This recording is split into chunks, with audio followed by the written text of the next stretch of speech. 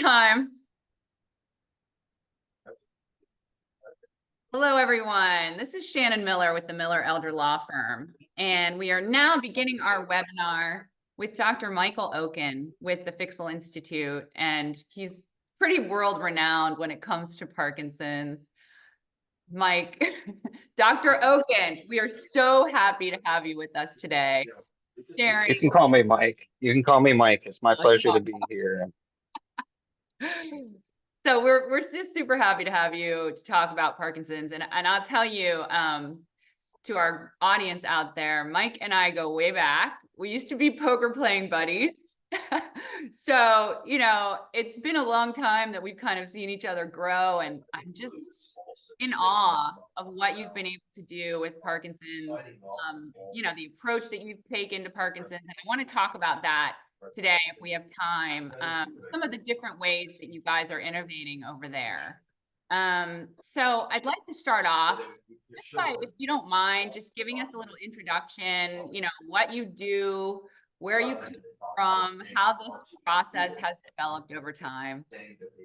Sure. Well, first, thanks for having me. And I'm a big fan of all of the videos and information that you put out for folks. And I think it's super important. It's been really useful, and I've been able to use quite a lot of the information and counseling and helping people to get what they need to make sure that they can have success in their lives. And so thank you for doing that. First of all, I'm a neurologist by training, but I didn't always want to be a neurologist. I have a degree in history, and I wanted to be a history teacher.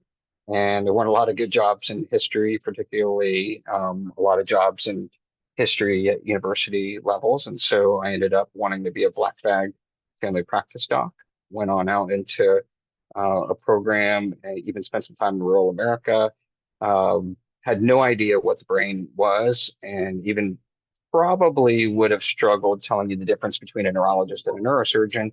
And just fell in love with it. And while everybody else was saying, "Gosh, I can't wait till this is over," I was saying, "This is just great. This makes perfect sense." And everybody's like, "Oh my God, there's so many pathways going everywhere." And so it was just a natural fit for me. And I just kept going back to it. And I've always been fascinated by people who have challenges and movements, been fascinated by people that shake. And I would say to myself, "Well, why is that? Why do they shake?"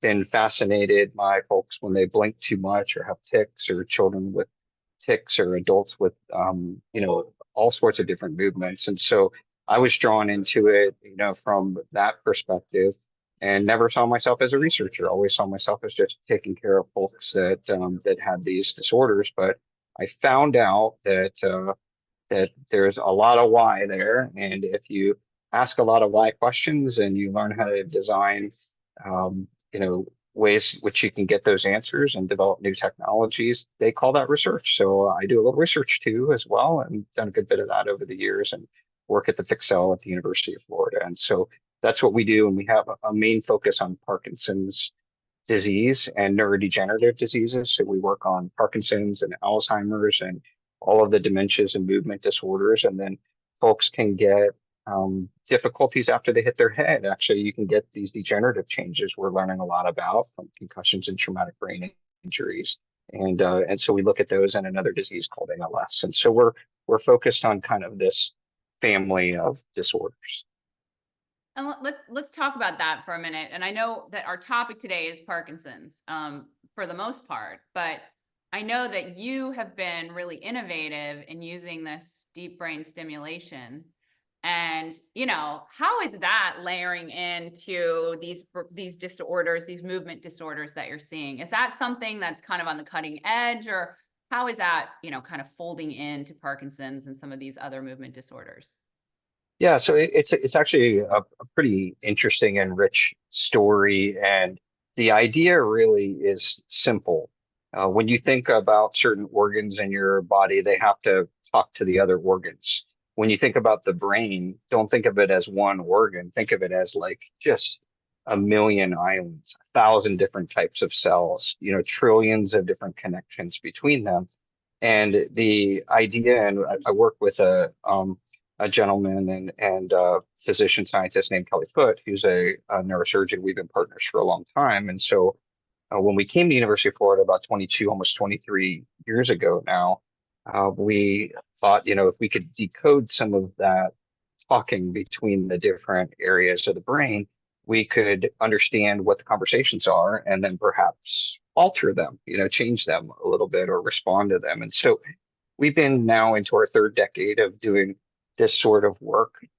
When we started out, I always tell the story. It's very much like when you start your career and in academic medicine, they give you your first post. It's usually an assistant professor, and my boss hires me and says, what you're proposing to do is kind of crazy. You're a polite kid. You're a nice kid, Mike, but don't embarrass us. And so that was 20 something years ago. And then as an assistant professor, it's kind of like my trajectory in a single slide. I have a picture of kind of with three pictures on them. As an assistant professor, it's like Beaker from the Muppets, like this is, you're just a little bit crazy. And you get your first promotion a few years in, 5 or 10 years in, they say, okay, you're an associate now. Still don't embarrass us, but yeah, this is kind of cool. And so the picture of Joe Cool, it's from Snoopy. And then the third picture is the picture of Cookie Monster in a smoking jacket, where now everybody wants it, like, oh, I want to have this. And so it really has progressed over the years from the laboratory into the clinic to several FDA indications, even beyond Parkinson disease. We work in disorders called Tourette and dystonia, and Tyler's Hope for Dystonia Cure is a great charity in town. We have worked in obsessive compulsive disorder and decoding those circuits. And so there's a lot to it. And now you can imagine you're starting to see the readouts. So what we used to see in the laboratories, people are starting to see in their devices, which is pretty exciting. So I think it continues to evolve. We're challenged by a number of the disorders because they continue to progress. These are powerful symptomatic treatments, and so we've dipped our toes into Alzheimer's disease and memory dysfunction, and we've been able to restore. And we had a paper in the New England Journal where we turned those devices on, and the people had these memory flashbacks. And the more energy we put into their brain, the flashbacks went from kind of black and white to color. Happened in about 40% of people in the trial, and we were able to change some imaging things. However, we were not able to change the outcome, okay, for the people. So, science takes a long time to understand these things and circuits, and it's fairly humbling. Whereas in Parkinson's disease, the results have been quite robust. And so thinking about how we can do these things, thinking about what tomorrow is going to be, we may be combining them up with, gene editing and, nanoparticles, little tiny particles inside the brain, and doing all sorts of things. And so we're constantly thinking how we can solve the problem. So Kelly and I, we never sit back and go, oh, we lost that battle. We don't. We learn something, and we're a product of all of our failures. And he's also a very good poker player, just so you guys know. Yeah, Kelly Foote is, it turns out I dropped out of that game very quickly because a neurologist can't bluff a neurosurgeon on his state salary. I work for the state. So Kelly Foote remains the poker playing part of our pair. Oh, he's great. Okay, so deep brain stimulation, is it for everyone who's diagnosed with Parkinson's, or is it rare that might be something that you would recommend? So the way I explain it is, think about it as a lifetime disease, right? So you're going to get this. And by the way, it's not the end of the road to get Parkinson's disease. We have lots of people that live 20, 30, 40 years with Parkinson, lots of different subtypes. And so we should be careful. A lot of people think Parkinson's is Alzheimer's. You're going to be done in 5 years, start cashing your chips, a poker analogy. Not necessarily true, not so fast. And so, so when we think about DBS over the lifetime, there are various epochs, various periods, eras of time where these therapies can be effective for folks with Parkinson's. And so it just depends on whether you hit that area at that particular time. And so it's about 20%, about 1 in 5. But if we take people out the door and we follow them, and we apply all the different new technologies that come. If you apply them at the right time, people may all have an option at it. You just got to hit your window. Okay. And what other innovative tools are you using? I mean, I've followed some of your blogs, and if any of you want more information about Parkinson's, I definitely would follow Dr. Okun on LinkedIn and really get the updates. I know there was some about obtaining a tax credit. That was the latest blog that he did. But the ones that have been incredibly fascinating to us are things like layering in integrative medicine, how you deliver a diagnosis of Parkinson's. I mean, some of these things that you're talking about are really cutting edge. You know, they're really innovative ways of dealing with these healthcare crises. And I think what I would love to hear about is, what are some of those innovations? What are some of those unique things that you guys are recommending to patients as they walk in the door with this disease? Yeah. So, one of the, you know, I think greatest gifts for me is, to have the honor to work with people with these different diseases and to rethink, how we do things. And so Kelly Foot often says, like if you go to the fix cell and you become part of that family of how we take care of people, it really is a simple philosophy that we started over 20 years ago. We come back to this philosophy. We lose our way. I say sometimes it's possible that we lose our way, and sometimes you lose your way. Come back to that philosophy. Person with the disease is the sun. We orbit around the person in everything. Clinical, future education of next leaders, care. That is the key element, and adaptability. And so the ability to say, look, it's dynamic, things are changing, you need to come in. And folks are like, they come in and honestly, they're happy to have surface parking and to be able to see one person. And here you could see a neurologist, a neurosurgeon, a neuropsychologist, a physical occupational speech and swallow therapist. Maybe you need a nutritionist or a genetics counselor, a social worker, or access to 100 different, trials. That's the way it should be. And so we should be playing chess, right? And so the American healthcare system, I don't want to shock anybody who's listening, but I'm just going to say this out loud. It might be a little bit broken. And, and if we play chess a little bit differently, we take the same pieces, we move them in a different way, and we create an experience for people where we can really take great care of them, but also stay preventative, stay proactive, and get with a program, that we can dynamically change so we can keep people out of the hospital, keep people happy, and keep people with great outcomes. And so we know we have that information, but just because we publish, dozens of different, papers on a topic doesn't mean any of it translates and helps anyone. And so one of the most humbling things for me is, our laboratory has published hundreds and hundreds of papers. But the one thing that is read more than all of the papers that we've written together, put them all together, is that simple book called 10 Secrets to a Happier Life. And it was all about talking in plain language to people. These are 10 things that you can do to make sure that you live a good life. And you just assume, okay, well, people must get good care. You just assume they're doing all these things. Turns out wrong. Don't assume anything. And putting a plan into place, and a dynamic plan into place for folks, so that, that they know things are going to change and we need to change. So if you have a disease that's changing and you're not changing your approach to it over time and checking in, you're probably doing something fundamentally wrong. And so figuring out how we can do that, and then part of the writing the tax credit, editorial really came from a journal reaching out to me, one of the major journals, and saying, you can write anything you want. And I said, anything I want? And they said, yeah, you can write anything you want. So I'm gonna write about why I think we need a tax credit for Parkinson and how we could do it differently.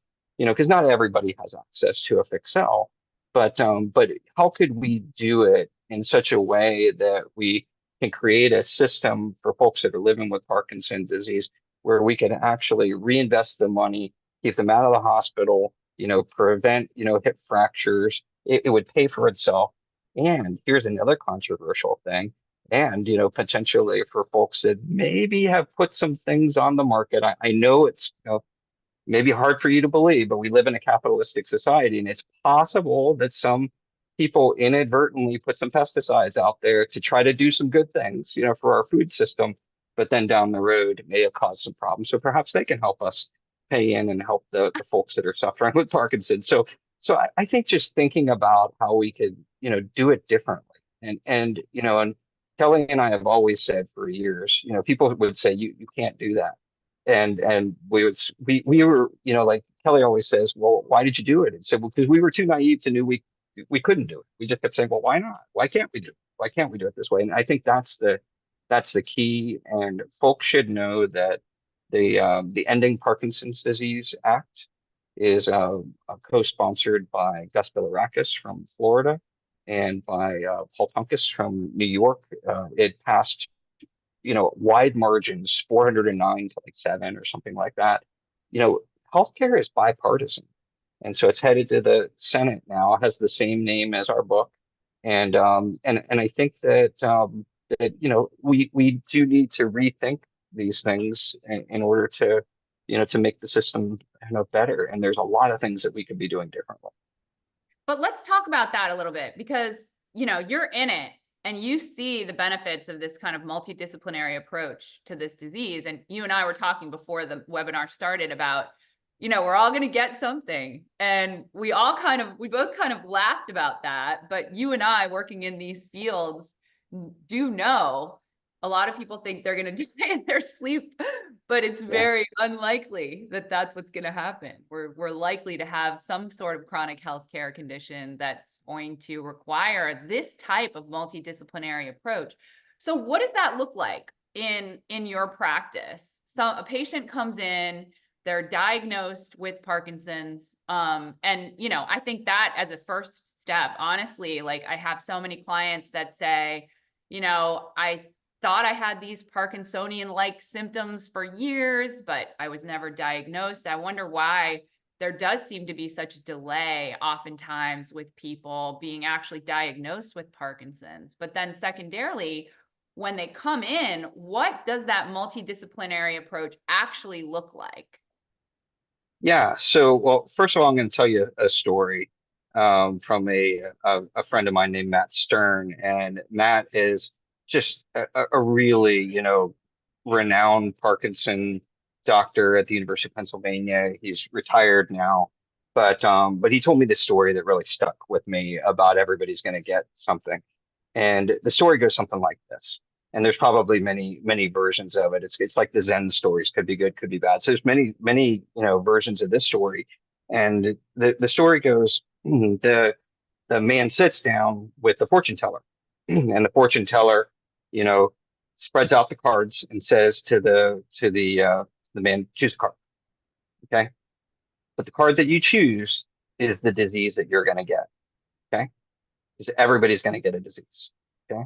So the man chooses a card, he looks at it, and it says Parkinson's disease. Okay. And then the fortune teller says, now, you can keep that card, or you can put it back in the deck one more time and choose another card, but you're going to keep that. Everybody gets something. The man thinks about it and thinks, am I going to put this card back in the deck and get a brain tumor? Am I going to get, Lou Gehrig's disease? Am I going to get, Alzheimer's disease? And thinks, what? Parkinson's pretty livable these days. I think I'm going to stick with my card. Okay, so I think it's a really good story to share with folks that are thinking about when you get that diagnosis. Now, one of the tragedies of the system, and this is sort of secret one in this book that's over 10 years old, but just keeps going. I mean, people just keep reading it and recirculating it.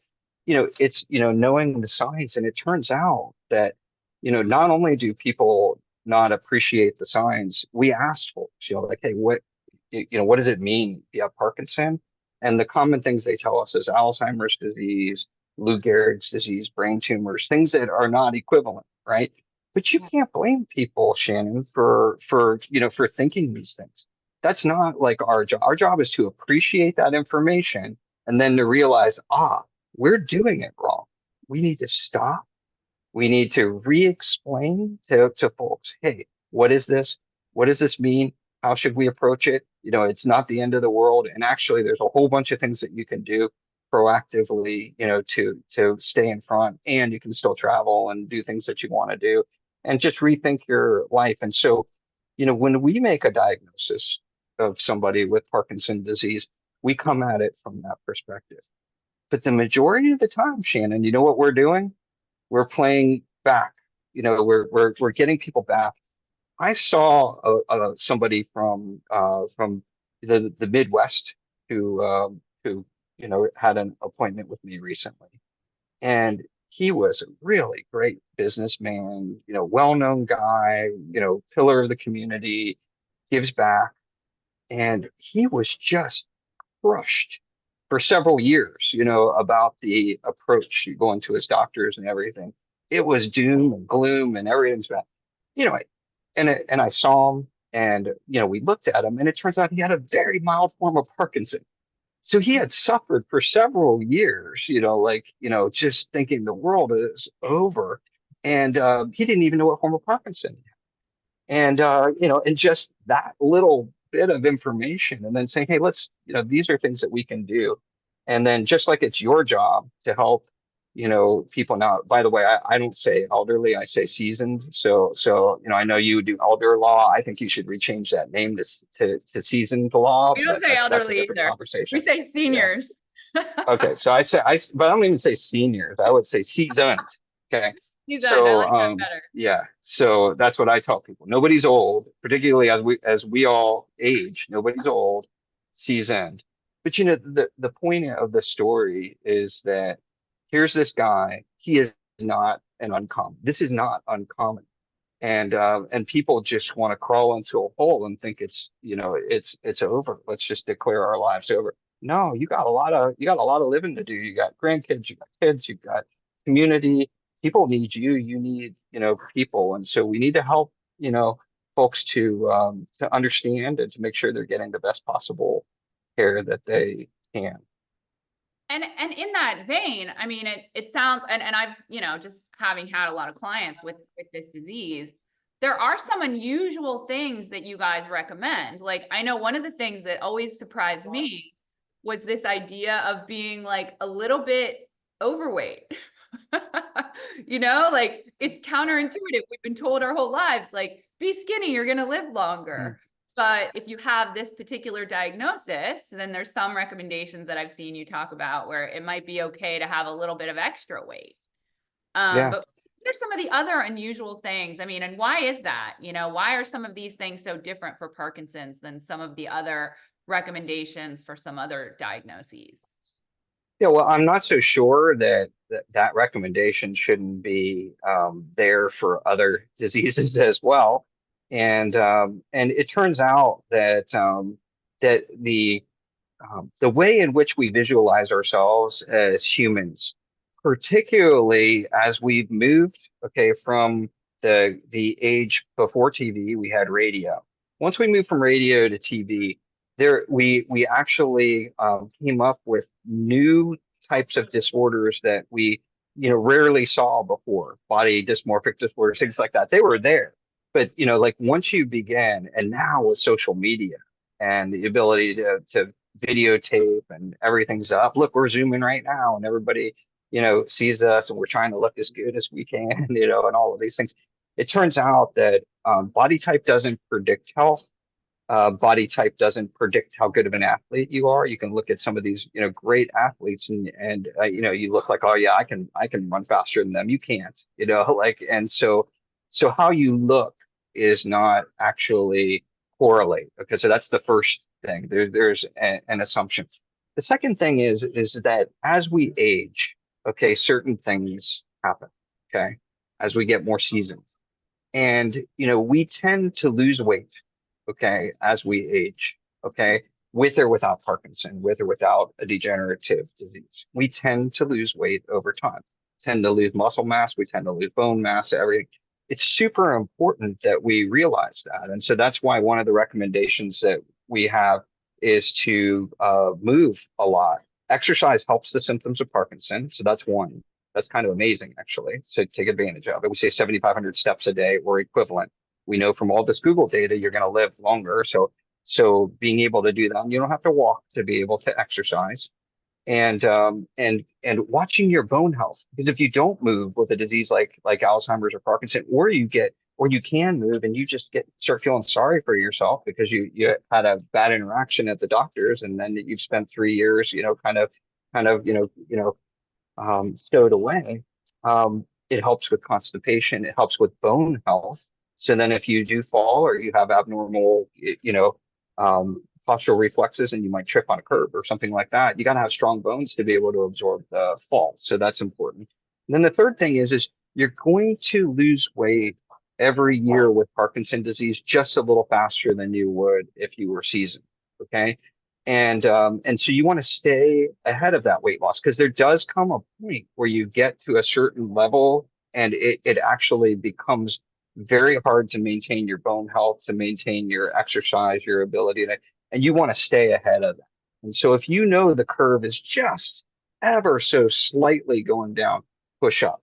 Now, Kelly Foot, the neurosurgeon, will say, hey, well, you want to cure it, come into my operating room, because when you do DBS for mysterious reasons, and although we probably published a dozen papers that, on this topic or mentioned the topic, doesn't mean we actually have figured it out, but it turns out people gain weight after these operations and might live a little longer. And so there are like things that we don't quite understand when we tinker into these circuitries.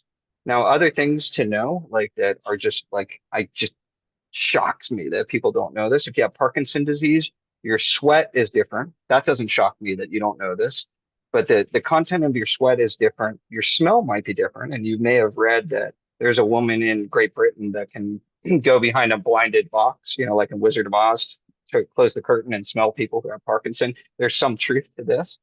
And it turns out that the most important downstream factor of that is to understand that Parkinson is not just a brain disease, and that it affects the skin twice the risk of melanoma. Twice. That's huge. 2 times the risk of melanoma. So everybody in Parkinson needs to see a dermatologist at least once a year. Okay. If not twice. Lather up every 2 hours. Okay, I sound like a dermatologist now. Lather up every 2 hours, with some decent UV sunscreen, and protect with hats. And then the third thing people aren't doing that should always be doing is taking a multivitamin a day. Not just because, you're listening to some podcast and they say vitamins are good or vitamins are bad. In Parkinson, because we're replacing dopamine, that actually depletes, key cofactors within your metabolic system. And if you don't replace those cofactors, you are going to get out of balance, and then you'll get, problems where you can't feel your feet and things like that. And that's going to make your walking and things even worse. And so there are some things that, like just doing some of the basics, super important, can make a big difference for folks. And by the way, we don't want, all these super vitamins and you can buy all this stuff on TV.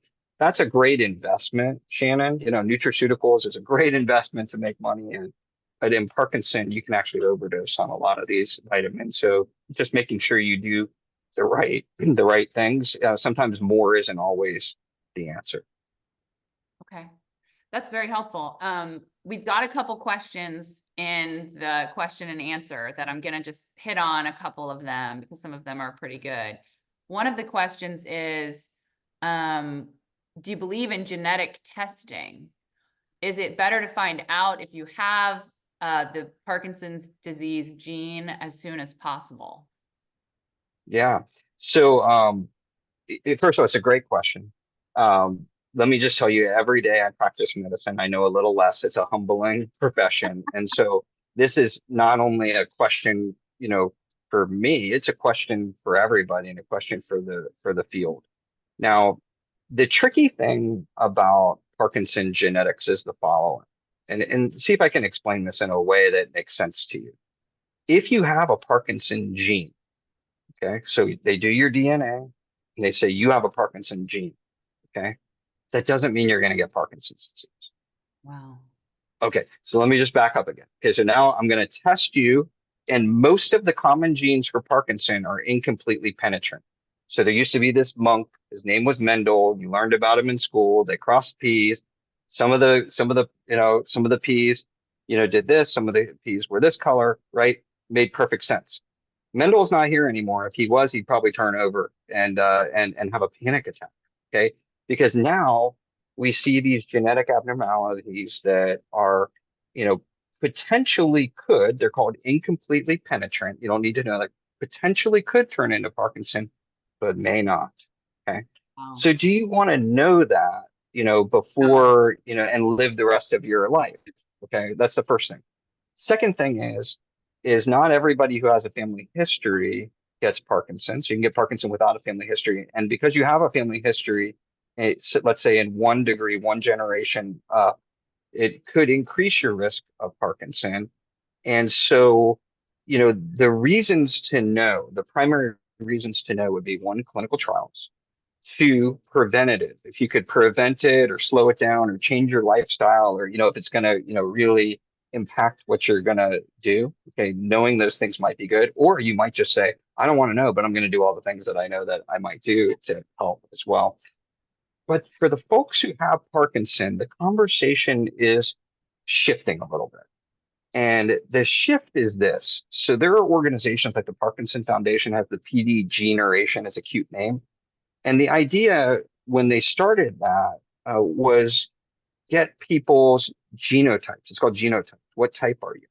And this gets to cancers. And I think most people understand this or have heard about it with breast cancer or other things. You have a BRCA mutation, you have a certain mutation. So if you have a certain mutation, you might be treated in a different way.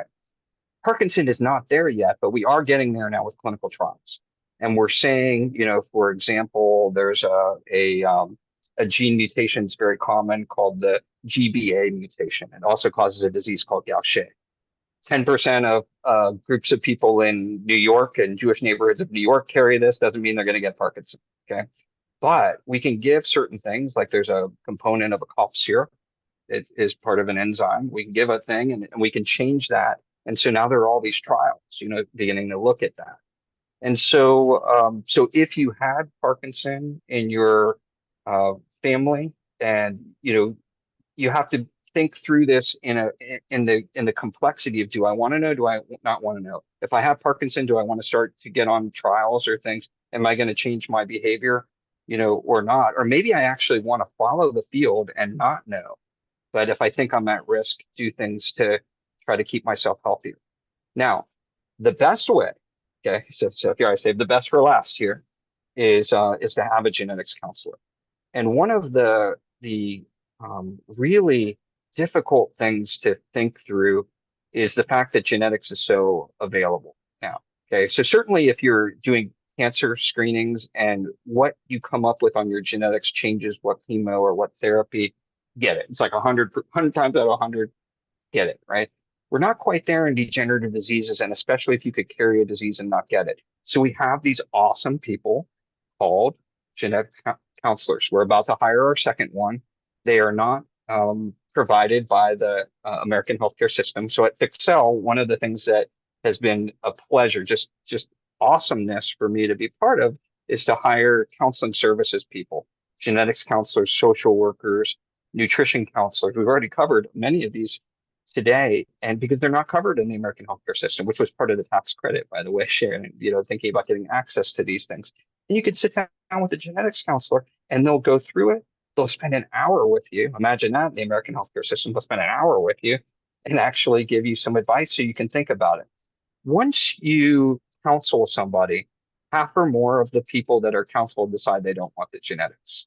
Okay. If you don't counsel people, everybody gets it, and then they're stuck with the consequences. Yeah. And people should know that you don't have to get your whole genome done or anything like that. So if you're interested in one type of cancer, you get the right panel. If you're interested in Parkinson, you can get the right, because you may also not want to know about all these other things as well. So the Star Trek existence it's tricky. And I think Gregor Mendel is happy to have checked out and left us with the next generation of genetic challenges. So on that same vein, is there anything that we can do to prevent Parkinson's disease? I mean, I know you talked about, exercise and getting your steps in and, but is there anything else that we can do preventatively that can help? So prevent the preventable. So I have this great friend named Ray Dorsey, and we write a lot together. We're writing another book right now. And Ray lives up in Rochester, New York, and he travels around. I was there a few weeks ago, and he was taking me out to Superfund sites. Superfund sites are where people have, had chemical spills or spills in the environment, and they haven't been cleaned up. And the government has agreed they need to be cleaned up, marked, all that stuff. And as we know that it hasn't actually happened in a lot of cases, and a lot of people aren't aware. Like, you might not be aware that your favorite pizza place is on top of a Superfund site. You may or may not be aware of that. Might not stop you from going there every once in a while, but might not want to hang out there all the time. So what Ray says is controversial, but I'm going to say it because I think it makes for good podcasting, right? So he says that all Parkinson disease is preventable. It's a man-made disease or a person-made disease. Okay, and this is very controversial. Okay, but there's something to this theory. One of the real challenges is that we don't understand the pathogenesis or how we get Parkinson. And Ray kind of walks through his world and thinking about, well, there wasn't a lot of Parkinson before the smog, before the Industrial Revolution. When we get the Industrial Revolution, the air, becomes dirty. Then the water becomes dirty. Right? We don't clean our air. We don't clean our water. We start to clean up our food supply. We start to make all these pesticides. So they were all intended for good, but there are downstream consequences that take 50 or 100 years. And so Ray's theory is that Parkinson was more of a rare disease, and then with all of these environmental things that are introduced, including pesticides like paraquat, chemicals that are dry cleaning like TCE, those types of things are driving the increase, because now Parkinson is the fastest growing neurological disease, not neurodegenerative disease anymore. It's grown faster than Alzheimer's disease, according to the World Health Organization. Ray and I have sat on a committee with World Health Organization about disparities and what's going on, but the numbers are shocking. And as we talked about in the tax credits, we need to do something here soon. And so there's a small and growing number of people like Dr. Dorsey who believe it could be all human, like all caused by humans. I think that there is a strong component of the environment and a strong component of genetics and a strong component of we don't know what the hell that is going on within the cells and what's causing it. And as we understand the cells that are causing it, then we're going to understand once you perturbate or add, a chemical like TCE and dry cleaning or something, how that actually changes the system and then spits out a higher, risk of Parkinson. So we don't know what we don't know, but I think that there is an opportunity for us to ban certain pesticides and chemicals. And we did a red card campaign when we put out the Ending Parkinson's Disease book. And one of the three things that we asked for was to ban paraquat. In countries like the Netherlands, Bas Bloem, one of our other authors, where they have been doing this, we're watching to see if the Parkinson goes down, and so far it looks like it's starting to go down. So there is a way to perturbate the system and to see, but it's going to take a long term. We're impatient. I hate to tell you, Shannon, as humans, we're kind of impatient, but it's going to take a long term commitment to understand this problem. And then I do believe that that we can make a dent in this, and if we can understand what's called the pathobiology, the reasons why these cells are converting into a cancer. It's the same thing. What's the reason why these cells are converting into Parkinson brains and circuits? You understand that, then you can really attack the causes and reduce the amount of Parkinson that we get. But the numbers are just mind-boggling, befuddling. Yeah. And on that, so, I've seen a number of our clients walk through Parkinson's, and actually I have a cousin, she's from Canada, and her progression of disease was so rapid. And it's so interesting that some people have a very slow progression. Someone in the question and answers has asked, I see someone at the gym, he seems to be getting better. So, I mean, what does that look like as people kind of are diagnosed and we see this progression? I've seen a number of our clients really stabilize. But then I have also seen a number of death events. And what does the death event look like? I know you and I are kind of comfortable talking about death. I'm sorry to anybody out there who's not comfortable with death. I hate to tell you, but it's coming for you. So what does it look like with a Parkinson's diagnosis? And then what are some of the strategies that can give us that, upper foot, if you will, with kind of balancing or maybe even seeing improvement? Yeah, so I definitely think that it's important for folks to, to appreciate that that when you see somebody at the gym and they're working out with Parkinson, you know, exercise is one of the very best treatments for Parkinson disease. Okay. And so you're seeing symptomatic benefits. And if you watch the movie Awakenings, when he drops his glasses and the completely frozen woman reaches for it, who's not even on dopamine, you get a paradoxical improvement and movement. And so that's, these things are one of the mysterious things about the disease, one of the things that draws me to it. And so exercise is very powerful symptomatically. Second, when you look at somebody with Parkinson, it's very difficult to tell whether or not somebody has, which form of Parkinson.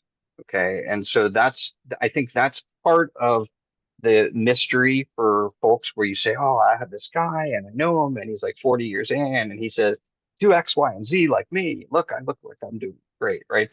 That may be a very different Parkinson than somebody that you described from Canada that, maybe having trouble looking up and trouble with falling like within the first couple of years or trouble with memory the first couple of years. Diagnosis may not be correct, or it may be a different subtype of Parkinson.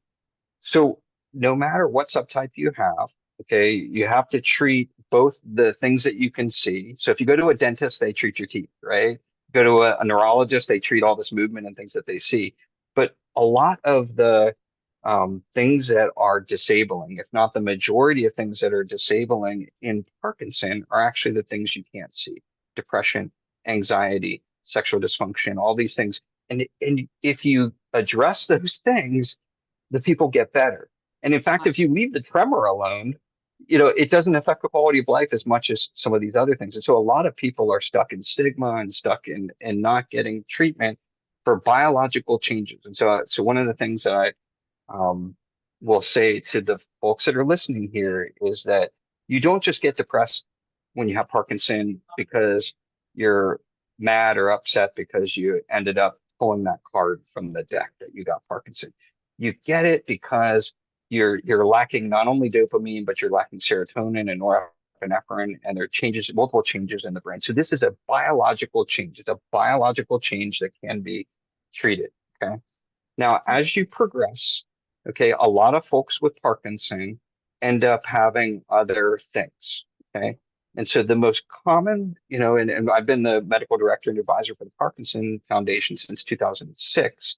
And we have 40 something centers, or probably close to 50 centers all over the world for care. And we have a free 1-800 line. So you can call 1-800, the number 4 PD info. And because you're a seasoned law firm, the people know that there are letters on the numbers on your telephone. Okay. You have to be old enough to know that, right? So 1-800-4PD info through the Parkinson Foundation. And we know from the studies that we've done, large scale real world studies, the largest real world study of Parkinson's disease conducted, we know that arthritis is very common. Okay. So that's the second most common, comorbidity. That means another disease that's tracking along with it. So people get arthritis. A lot of times they get difficulties with hearts and lungs. If you're a man with prostate, colon cancer, and some of the more common cancers that are there. And so almost everybody picks stuff up and that contributes. And so staying in front of the issues is important. And so one of the secrets is having a good primary care doctor and somebody that's available. Now, for folks that can afford to have a concierge doctor that's available all the time when you have a chronic disease, awesome. I highly recommend it. Okay. Because, when you need to get in with these diseases, and they can get access to your specialists, and there's a shortage of neurologists and specialists, and that's super important. But not everybody can afford to do that. And if you can't afford to do that, then figuring out how to put that team together that's going to help you.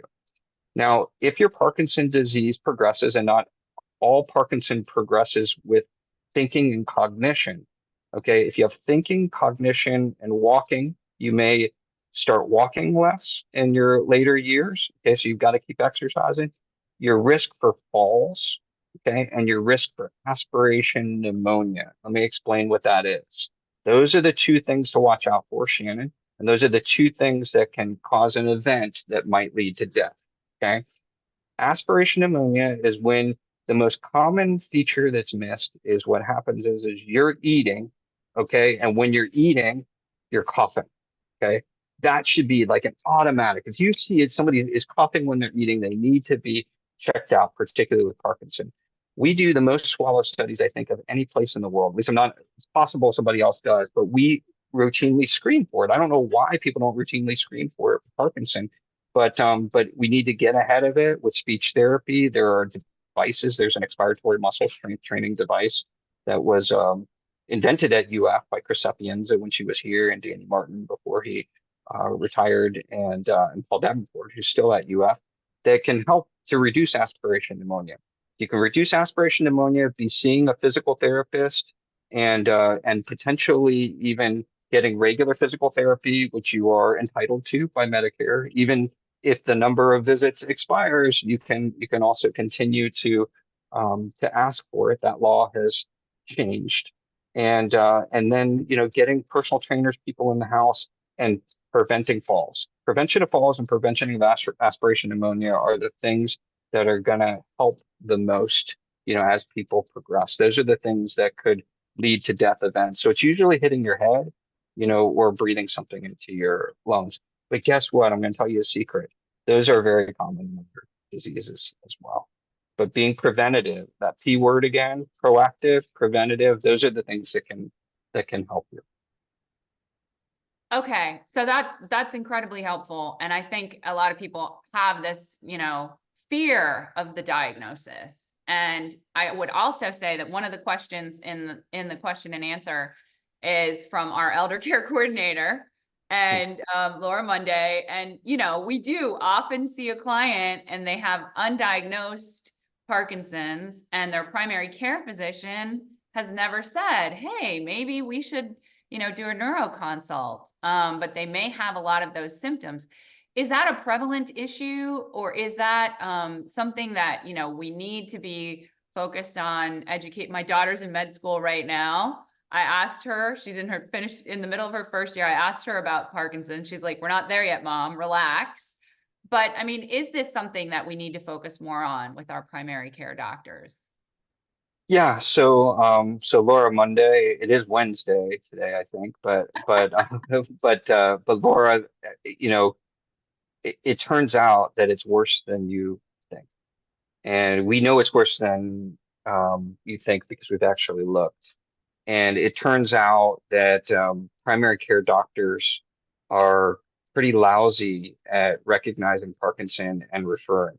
Now, let me just time out, because I love primary care doctors. And I've actually recently begun writing about this and about their lives. And if you actually look at their lives, like what they do in their lives, it's like the last 2 minutes, like, oh, by the way, there's a little tremor, or something.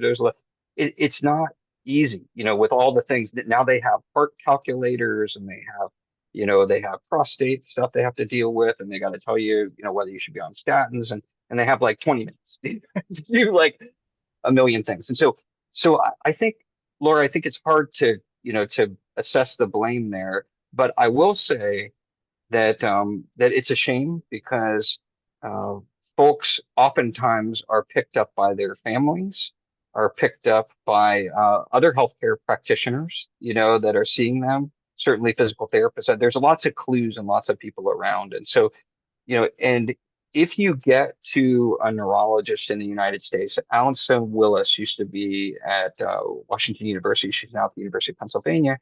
And Allison wrote a great paper in the Green Journal of Neurology. I think it's a very important paper. And it basically says this, Laura. It says, if you live in the United States and you have Medicare and you see a neurologist with your Parkinson disease, one time, just one time. That's the only requirement for this. I'm not even saying like how to. just to have seen a neurologist one time, you have reduced morbidity. So that's bad things happening. Mortality, that's dying. Okay. Nursing home placement, that's being moved out of your home. One time. And the number of people that are seeing even one time, even in the United States, is quite low. So getting people to expert care, and then there's only about 40 or 50 people in the US per year that are trained in Parkinson, and none of them are covered through Medicare, like cardiology fellows or like others. So we're being eaten alive by Alzheimer's and Parkinson. We don't train anybody in it, but we trained a ton of cardiologists and nephrologists and everything. But what's going to eat us alive are these other diseases, particularly as we have statins and some of these other things. And so I think we have to start thinking a little different. Yeah. Well, you've given us so much food for thought. I know that we are over our time, but we so appreciate you coming on. And for those of you that are on, you're going to receive a copy of this webinar. We'll also post it on our website. We have it on our YouTube channel. And of course, Dr. Okun will send it to you. So, to continue just talking about this disease and the importance of an early diagnosis. And we just so appreciate you taking the time to help us educate on this Yeah, very. it's my pleasure. I'm in the hospital today, so if you hear a little, I was looking in if you hear a little background noise, I try to find as quiet of a spot as I can. Been rounding with the residents today. I also just want to say again that I've been so moved, both used the videos that have come from the Miller firm, and I'm not just saying this to blow sunshine up Shannon. She's great, but we have a real lack of awareness and education and proactivity around just putting affairs in order and having these discussions. Okay, getting your personal wills in order, getting your wishes laid out more carefully than a few check boxes. Bringing families in earlier, to talk about these things, and sometimes it even triggers the referral can actually sometimes come from a planning attorney says you should see somebody that might know a little bit about X, Y or Z, and that's a good thing. And once you put these things in order, your life will be better, because in medicine, okay, we've all agreed that we're all going to get something. What is going to kill you the most? What is going to slowly kill you, like death by a billion paper cuts? Uncertainty. Uncertainty. People, when they get uncertain about their diagnosis, uncertain about their treatment, uncertain that their affairs are in order, that will kill you. So you can cross all those things off your list and go live your life. And so I think that's a great thing. So thank you to Shannon for putting those videos up and helping so many people. Yeah. And I mean, the only other thing that I would add to that is this idea as we near the end of our lives, this idea of quality of life versus quantity of life. We have all these tools to kind of keep ourselves alive, but are they going to give us a life that's worth living? Yeah. And that's the next frontier that we're probably hopefully going to be tackling socially. But we sure appreciate what you're doing out there, and you and Kelly, of course, taking the world by storm when it comes to Yeah, you have to get the only poker player remaining at the table to talk to your group. Yeah. I will, and I have a feeling that we're going to get a lot of requests for that. So that may be part 2 of this process. But anyway, have a great day, and thank you all for participating. I'm Shannon Miller with the Miller Elder Law Firm. Thank you, Dr. Okun. Thank you so much. Bye-bye.